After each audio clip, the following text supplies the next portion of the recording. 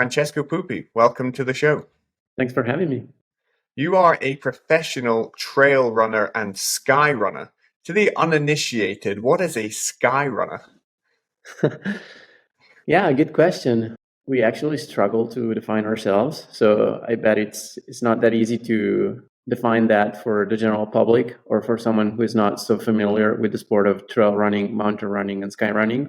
And technically, I'm not a sky runner. I'm more like a mountain runner and trail runner.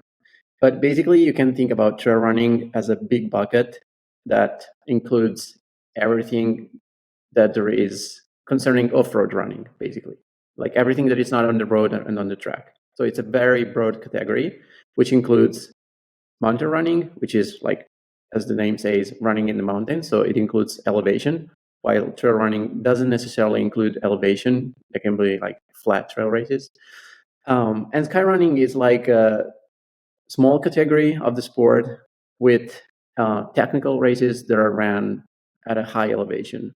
It was born in the Alps, so it's just like a pretty small niche of the whole sport of trail running.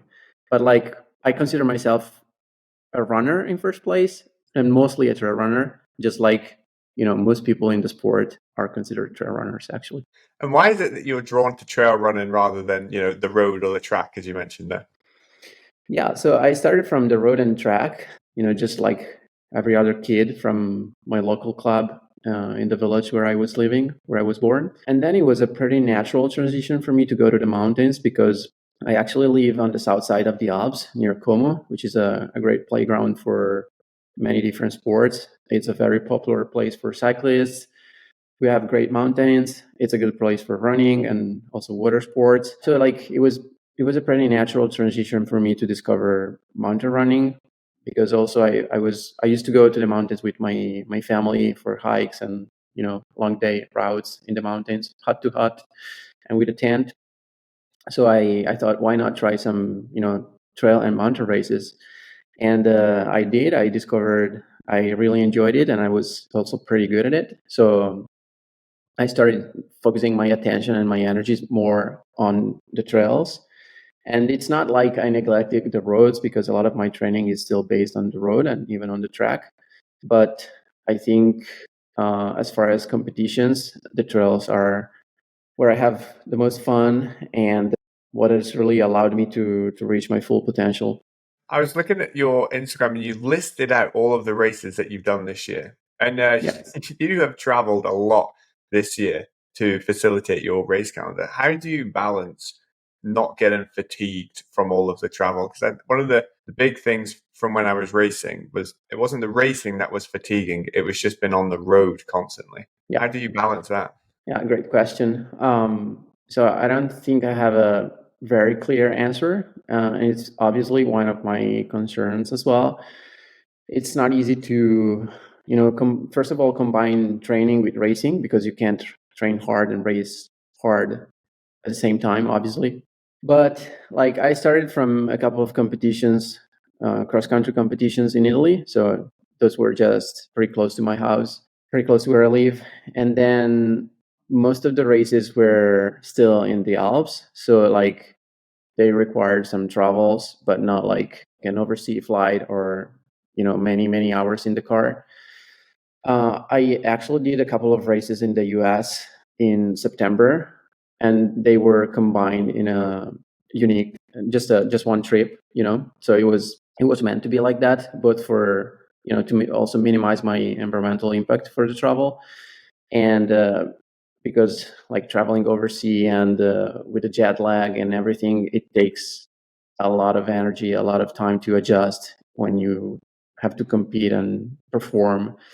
It's not ideal. So basically, my main advice would be to plan ahead your calendar and maybe try to combine different races in a couple of months of competition. Like, say it depends also, of course, on how long your races are, but like maybe you can combine a couple of races of 10 to 30K distance in just one trip because it's possible to recover in 1 week or so from one race to another.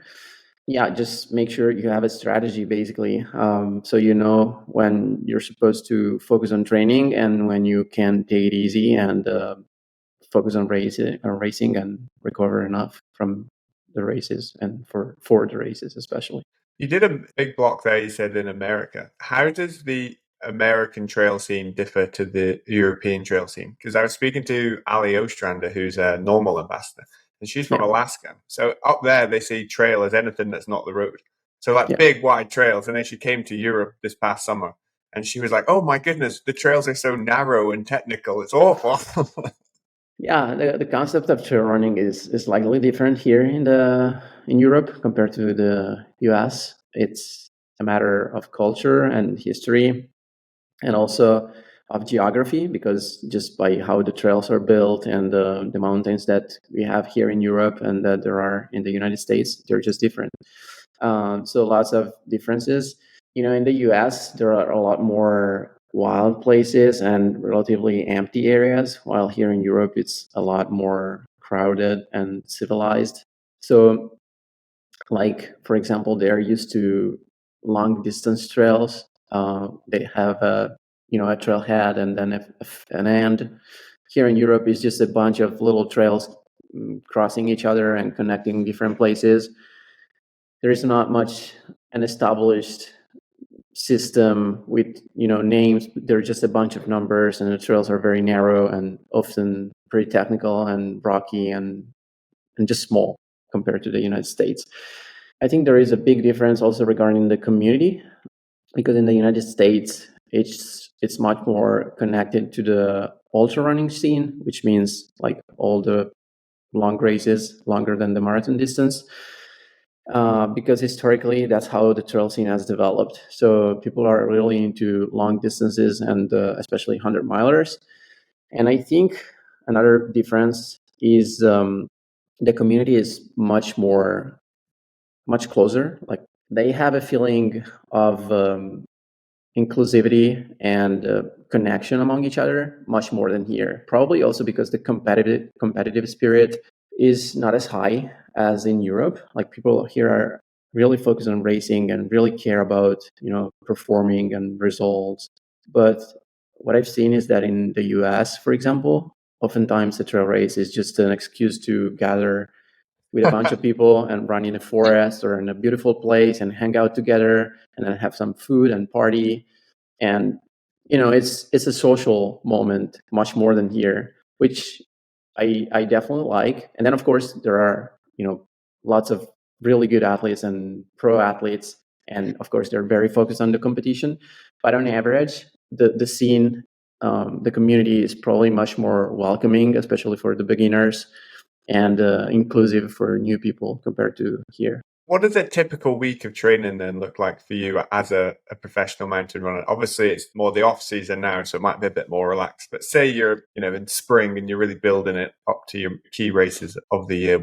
What's a typical week? So the spring would be a typical time of the year where I transition from more flat training and more time in the gym, more like a build up sort of period, to a more specific period towards the competitions. So spending more time in the mountains and doing maybe some more specific trail workouts. But basically, I'd say I train for an average of 15 to 20 hours a week, included running and strength and conditioning and some cross training. I use the bike. I tend to use the bike a lot, and I run an average of 160 kilometers a week. Of course, I do double sometimes, so I would run in the morning and the afternoon. Sometimes it would be a workout in the morning and then just an easy run in the afternoon. And then on easy days, I typically split the run like 12K in the morning and 12K in the afternoon. Sometimes I go to the gym and lift, or I do some core work and stretching and mobility. So there is definitely a lot of things that keep me busy, and plus there is physio and other things that are part of a pro athlete life. But it's not that I'm just focused on running. I have also different projects besides running and some also little jobs, occupations. So I'd say I'm pretty busy, honestly, and it's not always so easy to fit everything within a week, but I think year after year, I'm achieving a better balance, between the recovery and the training itself, because you must think that it's not just the moment when you're out running, when you're out training that matters, but it's everything, like how your whole life is structured that can maximize your performance potential. So that is very important, and it's something that I'm trying to pay more attention to. Running 160 kilometers a week plus bike plus strength, that's a lot of accumulative load on your body. What are you doing to mitigate any injuries? Because I would just go for like a couple of 5K runs in the cycling off season, and then suddenly I'd have a knee injury. And I'd be like, Yeah. how do people do more? Yeah, that's pretty typical for cyclists, I guess. The thing is, like, running is very injury prone compared to cycling and swimming. So balancing the training load is not easy, and you have to be very gradual, very careful to increase the training load. And it takes many years to achieve a certain level of a certain volume of training, and then as a consequence a certain fitness. So for people who are approaching the sport, I would suggest to, first of all, to work with a coach, and then just to be gradual, and not be afraid to pull back a little bit, because many people are often very enthusiastic about running, and they just go out and maybe do a bunch of miles in the first month and get injured, and then maybe quit the sport, which is of course not ideal. So, like, being gradual is the number one thing, and supplement with cross training. So the bike is great because it's such a good endurance aerobic activity, which can give you also some climbing strength. All the self-care activities, like foam rolling, stretching, mobility. Mobility is especially good for running. And then, of course, strength and conditioning is important, probably more than for the strength itself, for injury prevention. So I'd suggest to include it like all year round, like never neglect some strength and conditioning. Then, of course, is like good recovery. So the number one thing is sleep, and nutrition, of course, it's also important. So make sure you're fueling your body enough with all the nutrients you need. Consider that running is like you spend a lot of energy, much more than swimming and cycling. You're not out there for as many hours as maybe cycling, probably. But you might do a 20K run and you burn over 1,000 calories. So you have to make sure you are including that in your diet. And yeah, as I mentioned, it's not just the training itself, it's everything around it that matters and has an impact on training. And you said strength training is really important, more for the injury prevention and the conditioning. And when a lot of people think about strength training, they think about being big in the gym and benching and squatting. And I expect that's not what you're doing in the gym. No, not really. Also because, like, with so much running that I do, it's not really, I can't really get big. But my exercises are pretty simple. They mostly don't include weights. I've actually built a small gym in my basement, and I have just a set of kettlebells, a barbell, a bench, and that's it. Like, that's all I need. But basically, like, very simple, basic exercises to get your legs stronger. So typically, like squats, half squats, lunges, calf raises, and then some core work like the plank, crunches, and also some exercises for the upper body. I think those are the basics, and if you keep them done and make sure you keep your body strong and efficient, you're probably good. Then there is always some sort of imbalance that can arise from training and from not everyone has the same body. Not everyone is lucky that, like, for example, my hips are not perfectly aligned, so I have to make sure I include some extra core work to build a strong core, and make sure that my core can sustain the volume of running that I'm doing. So everyone will have some little issues that you can always address and deal with, both with physiotherapy and core and strength work. Someone has built up gradually their mileage, they're incorporating strength work, and now it's coming to the race season. You write training plans and coach people as well. What are the key workouts that you would prescribe someone to get race ready? If you could only choose like two, for example. Yeah, it really depends on what type of race you're doing and like what type of buildup you're coming from.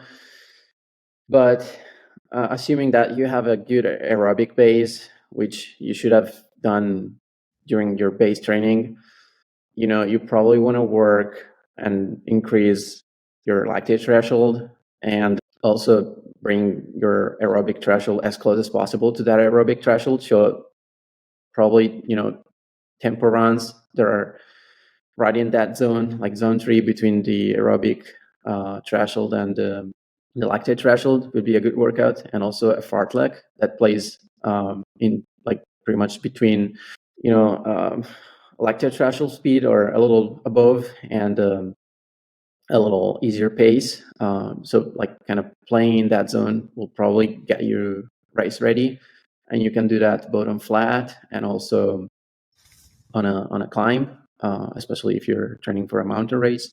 So that would be maybe my suggestion. But always like make sure your base of training remains aerobic. So like Z1 and Z2 aerobic workouts should be the like maybe the 80% of your training, and those workouts are just the top of the iceberg, which of course are like the fancy things that people think and focus on, but it's important to remember that there is like a big base that shouldn't be neglected. The 80-20 rule is quite common to be prescribed. And then there's have you come across much of the Norwegian method of what they're doing Sure. with triathlon? And is that like accumulating as much load at lactate threshold as possible? How do they sort of coexist together? Yeah, it's definitely a thing in running, in distance running, especially. It's been very popular since the Ingebrigtsen brothers have been so successful on the track. I have mixed feelings about it because it obviously works for them, but they have probably a very peculiar story, and they started endurance training very early, when they were very young, and people often tend to forget that. So it's not just the double threshold sessions that they're doing, and those big workouts that people see on YouTube and Instagram, that of course they are very impressive because they are accumulating an impressive volume in just one day within 24 hours. But it's also everything else. Like big mileage, running easy or very easy on easy days, which people often tend to forget. And then also like a sort of maybe a methodology that maybe comes more from Lydiard than this popular double threshold method that is based on endurance, muscular endurance, and heel work, which they do a lot, especially in their base building. So yeah, it's maybe easy to get excited and highlight the fancy workouts, but what about the rest of their training? It's like the vast majority of their training, maybe like 80%, 70%, I don't know. It's important also to mention that those numbers are just numbers. They're general. Like you need to be flexible in your training. You need to listen to yourself. So like the 80-20 rule, it doesn't have to be like a set rule. It's just an address, a framework that you can play around a little bit. The main thing is that the majority of your training is or should be easy, and then you add a little bit of intensity to develop your aerobic and anaerobic qualities and get sharp for racing. You have raced a lot over your career. Say you get into a really tough spot mentally. What mental tips do you have or things you deploy to sort of deal with the suffering? Because what's interesting in speaking to lots of different people is everyone has their own little quirks. Of course. Yeah, that's a great question. It's probably been one of my biggest struggle, honestly, in my career. Like I'm not afraid of fatigue. I'm not afraid of big workouts to train, of the pressure that comes with competition. It's more like the competition within yourself and the dealing with your inner self, emotions, and thoughts that I find it hard sometimes. And for example, at the end of 2021, I fell with a bike and I broke my elbow. It was a very hard recovery. And then in the summer of 2022, so just 6 months after my first injury, I fell on the trails and broke the same elbow again and No. lost like part of the summer. So that was really hard. Like it was a big hit to my confidence and to trust in myself. Like, will I ever be able to come back at the same level that I used to be? Like, do I still have what it takes to perform? All these thoughts. Will my sponsor leave me because of that? It's easy to let these thoughts spiral. Yeah, I found it really helpful to work with a therapist, honestly, because if you keep everything inside yourself, like it's for me, it's impossible. Like I don't think it's a sign of weakness to admit that you need help, and you should seek help outside. Because if you let these emotions and thoughts spiral, they will just build and build and become bigger and bigger. You need to unwind, and you need some clarity within yourself to find a solution. Talking to someone who can understand you is very, very helpful. Yeah, since those injuries, and I've had a lot of injuries throughout my career, it's very common in running, and you you have to understand that it's part of your life as an athlete to deal with injuries, and to not to just be focused on running, but also to think that when you're injured and you're cross training, you're still training. Like it doesn't matter. You're still building something, and it's totally normal. It's not like because you see other people, running a huge volume and performing and doing races. It's it's not that they don't have their own problems or they don't get injured or anything like that. Like it's easy to look at other people's success and think that that's what their whole life is about. It's not. And if you step back a little bit, it's easy to realize that the comparison game is also probably not very beneficial sometimes. It's good until it's not. So for all these reasons, I found it very helpful to work with a therapist, and also to do my own research and read articles and books and listen to podcasts about mental health and mental strength. And also the fact that in the last few years, many athletes have opened up about it has made me feel less alone. The fact that even the big champions sometimes struggle, to me, has been very helpful because it normalized my condition. I feel like it's okay to not be okay sometimes. So they've been super relatable in some cases, and I've really appreciated that. And what must have been a really low moment was in 2017 when you came second in the World Championships. But the winner was subsequently disqualified for doping, and then you were promoted to first place. What was that emotional roller coaster like? Yeah, you're right. It was a tough moment in my career because when I came second at the World Championship, to me, like it felt like a perfect day and a perfect race. It was actually a race that I shared with the winner until the very last descent, where he was just stronger than me and he went and he won. And I was like completely happy with my second place because I gave everything I had, and it was such a great day. And then when the news came out, it felt like everything was falling apart. Like that memory shattered and wasn't one of my best memories of the sport anymore.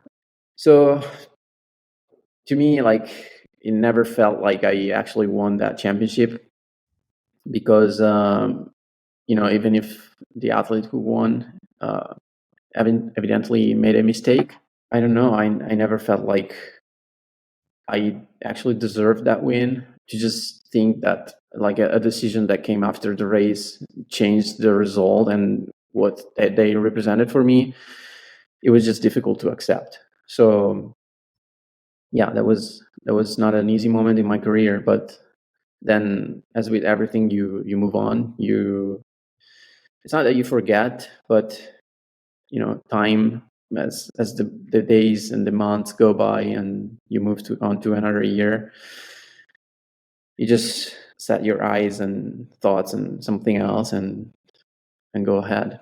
So that's how it's been for me. And you've really used your platform to help others. You're part of the Runners Helping Runners initiative. Could you tell us a little bit about that? Yeah, the Runners Helping Runners initiative has been a cool social media project by Nike, and basically has included a lot of big names in the sport and Nike sponsored athletes who have shared some tips and tips about training and tips on how to get ready for a competition, how to recover from a workout and whatever.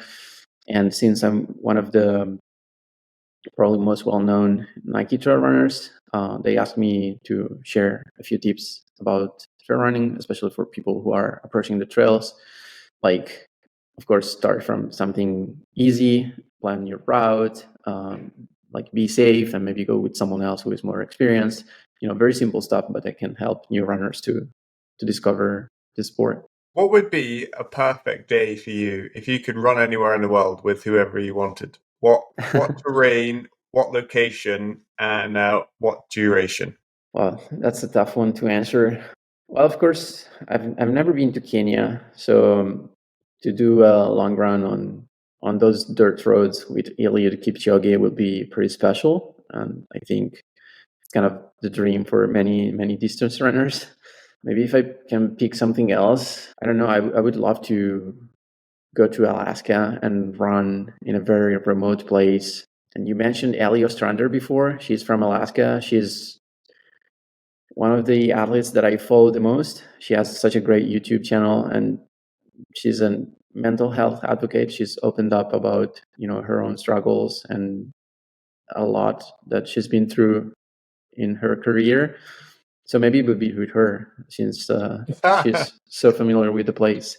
It must be quite cool to be a Nike athlete, given the amount of big names that they support, and to add your name into the roster as well. It must be a really cool feeling, put it on a Nike jersey every day, lacing up your Nike shoes. Yeah, it is. It's a big privilege, of course, and I'm very happy that Nike has chosen to partner sponsor me as basically one of their first trail athletes, especially in Europe, because they've had a trail team in the US for a number of years, but like the trail project, the trail market here in Europe is just getting started, and maybe things have been moving slower than what we expected. And part of it was, of course, because of the pandemic. But we have projects, we have ambitions, and Nike is not yet a very established name in the trail space. But I think it's important to start from, of course, they have good products, but it's important to start from the athletes, so the pro athletes, and then the community to drive the sport forward and build that credibility that, of course, Nike wants to become popular in the trail space. So yeah, I'm very happy to be a Nike athlete, and I've actually had a chance to also visit their headquarters in Oregon, in Beaverton, which has been really cool, and also to connect with other athletes of my discipline and outside of my discipline, which I really admire. So it's been very cool.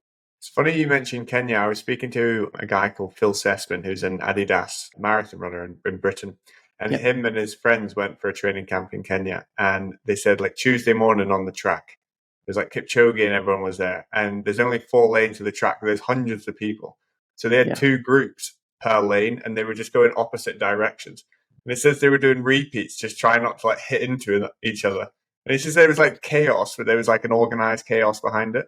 And like Kipchoge's there, and all the top Kenyan dudes are there. And it's just like, he just said it was awesome. And then they went for like a long run. I think it was like a 20-mile marathon pace run. And he was doing it with a guy who had just got the British 10K record from Mo Farah.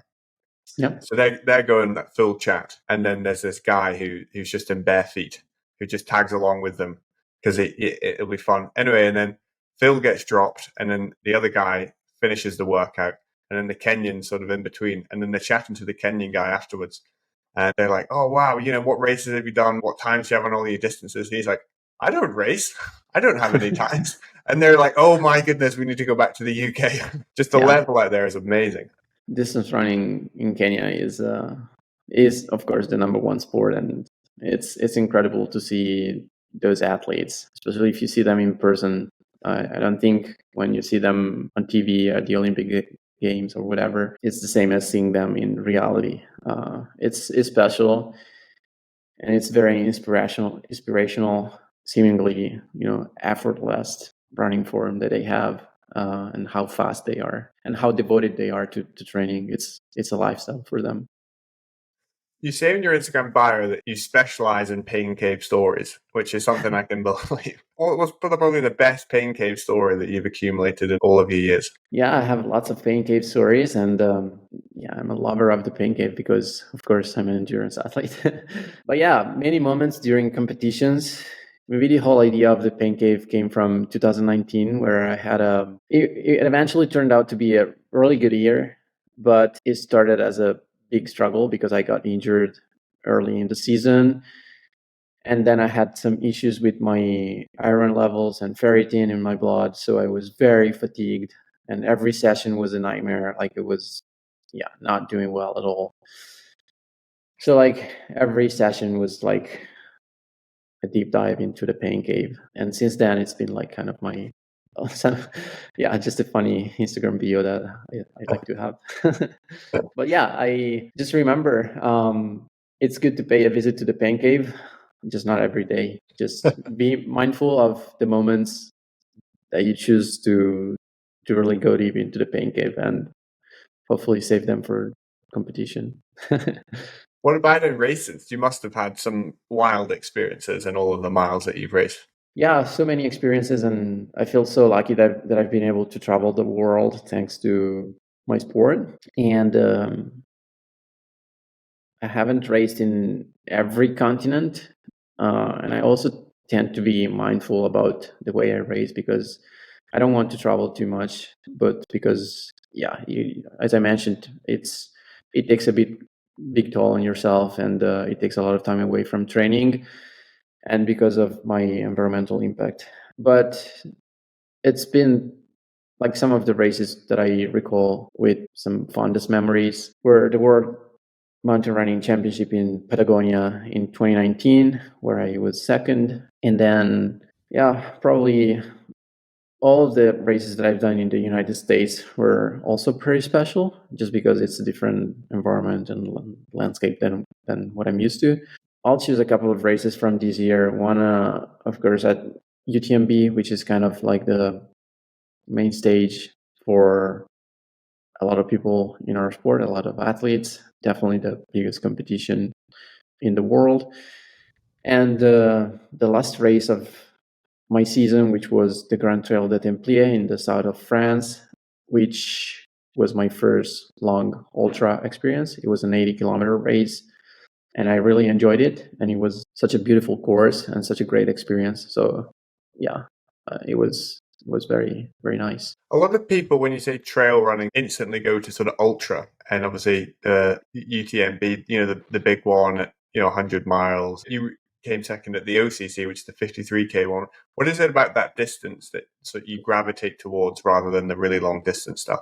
First of all, because I enjoy it, and coming from a road and track background, I think it's like the most natural development of my athletic career. I don't want to get caught up in doing too much too soon, and I don't think that the longer distances should necessarily be the goal. They are, of course, very popular for a lot of reasons. Like, I think the media have a big responsibility in this because they've made, those long, big races, they've made them look epic, but there is nothing epic in running a 100 miler compared to a 10K, honestly. Like, it Yeah. just depends on how well you're doing it. And there is just enough value, there is just the same value in finishing a 100K race and running a fast 10K. For me, it like the competition is always within yourself, and it's relative to the best performance that you can offer to a specific event. So that's what a lot of people don't pay attention to.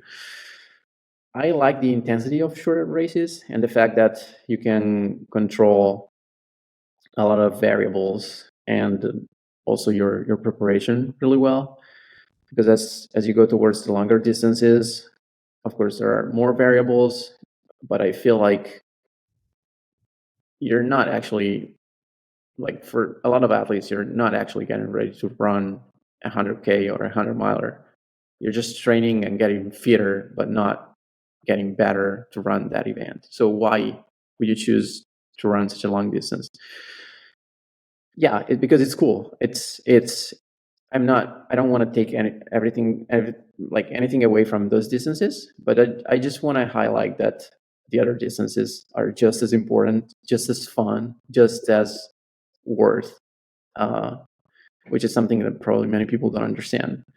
So whatever you choose, my message is just do it with intention, and do it because you want to do it, not because other people are doing it or the media is advertising it. And remember that the main value in sport lies, of course, in the experience, but then in how well you're actually preparing for the race that you're going to run. So if you're training, 5 hours a week, probably running a 100K race is not the most ideal. So even if you're running a 20K race, is just as important, and it doesn't have any less value than that. That's so interesting. I've never heard anyone come from it of that angle. There's as much value in finishing 100K than there is a 10K because the competition is within. Yeah, I think so. I mean, obviously, finishing a long race, it's more difficult than just finishing a short race. But it's why is the goal to just finish? Like, sport is about performance, and I understand that there are many different reasons for people to sign up to a race, or to do a race, like not just the competition. It's not like because you have to place on the podium or top 10 or anything. But if you're competing, it means that you want to get the best out of yourself, I think. And why not giving yourself the best shot at doing that? And you're probably going to do that if you choose a short distance, not a long distance. So yeah, it's probably something that a lot of people don't consider. And I don't want to create a sort of competition between the short and long distance, but there is this in the trail space. There is a division between what we call mountain running, the short distance, or like the sub ultra distances, and the ultra distances, the longer distances, which I don't like, because they have both their own dignity, and they are all just as important. Amazing. Well, Francesco, thank you very much for coming on to the show. I really appreciate it. Thanks for your time. I hope you enjoyed this conversation.